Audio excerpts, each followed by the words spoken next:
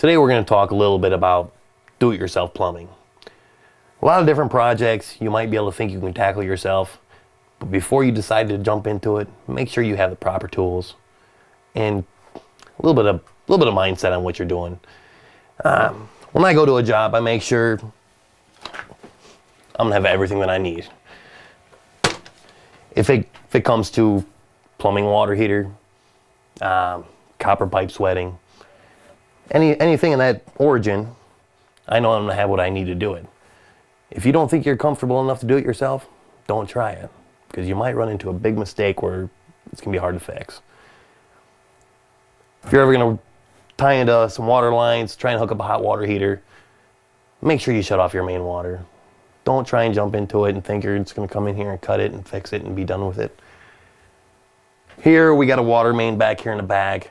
If you decide to tie into something, switch out a water heater or whatever you want to do, make sure you shut the water down first. Drain your water down first before you try tackling something you don't know what you're getting into. Because if you went to try and cut this water line right now, you're gonna have a flood in your basement. Some people want to try and work with copper lines. Not everybody can sweat a copper joint. Make sure you know what you're doing before you do it. And if you don't, hire a professional or seek other kind of professions where you can go online and get some kind of information or whatever you got to do. Some people prefer to work with CPVC water lines, which is more of a glue solvent fitting. You get yourself a can of glue, you cut your pipe, you clean it, you glue it together. Then you don't have to worry about having your torch and your solder and your flux. Just makes life a little bit easier for a lot of people. Other people might think they want to change out their own kitchen sink faucet or toilet, which is fine. Just make sure you kind of know what you're going to do before you jump into it.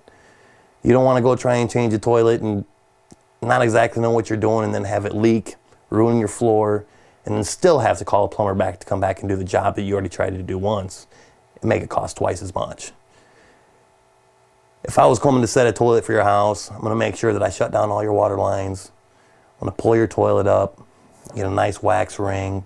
You set that first, you set your toilet, then you're good to go. But you don't want to jump into something unless you really know what's going on.